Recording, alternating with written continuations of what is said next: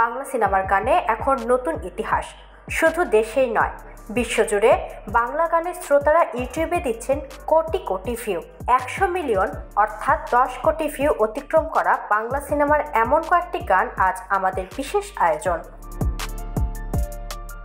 বাংলাদেশের সিনেমার গানের নতুন অধ্যায়। ইউটিউবে 100 মিলিয়ন বা তারও বেশি ভিউ ছুঁয়ে ফেলেছে বেশ কয়েকটি জনপ্রিয় গান। এর মধ্যে রয়েছে দুষ্টু কোকিল। তুফান সিনেমার আইটেম গানটিতে কণ্ঠ দিয়েছেন আকাশ সেন ও দিলশাদ নাহার কণা। গানটি প্রকাশের কয়েক সপ্তাহের মধ্যে 2 চ্যানেলে মিলিয়ে 20 কোটি ভিউ অতিক্রম করে। পরে তা পৌঁছে যায় প্রায় 40 কোটিতে। বাংলাদেশি সিনেমার গানের ইতিহাসে এটি এখন সবচেয়ে বেশি ভিউ পাওয়ার গানগুলোর মধ্যে একটি।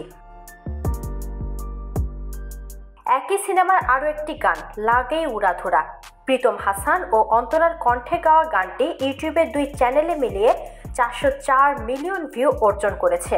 বাংলা ফিল্ম ইন্ডাস্ট্রিতে এক গানের জন্য এমন রেকর্ড আগে দেখা যায়নি। এরপর রয়েছে বিশ্বসুন্দরী সিনেমার জনপ্রিয় রোমান্টিক গান তুই কি আমার হবি রে। ইমরান ও দিলশাদ নাহার কণার কণ্ঠে কবির বকুলের কথায় সাজানো এই গানটি 100 মিলিয়ন ভিউ ছুঁয়ে দেয় খুব অল্প সময়ে।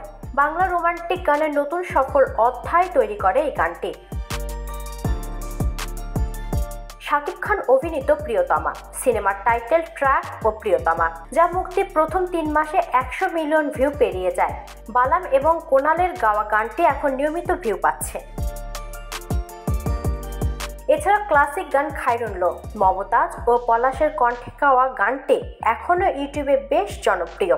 এই গানের ভিউ পার হয়েছে 23 কোটিরও বেশি। শুধু তাই নয়, পুরনো দিনের অন্যতম হিট গান বধূ বেশে কন্যা যখন এলো রে সময়ের সাথে নতুন করে জনপ্রিয়তা ফিরে পেয়ে গানটি 100 মিলিয়নের ক্লাবে ঢুকে যায়।